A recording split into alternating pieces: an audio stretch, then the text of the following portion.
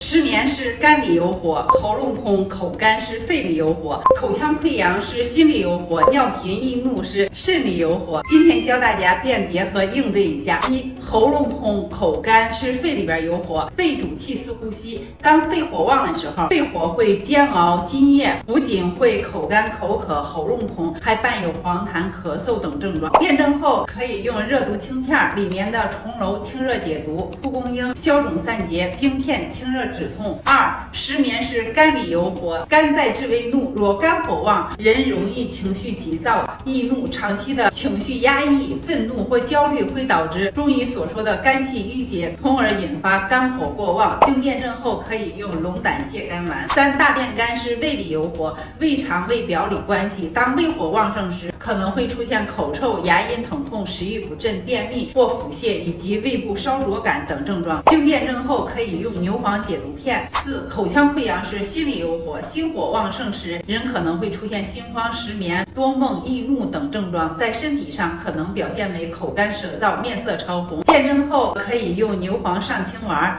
五、尿频易怒是肾里有火，平时还有腰酸背痛、口干舌燥等症状可能出现，严重时可能会影响性功能和生殖健康。经辨证后可以用直柏地黄丸。我讲明白了吗？点赞转发给您身边需要的亲朋好友吧。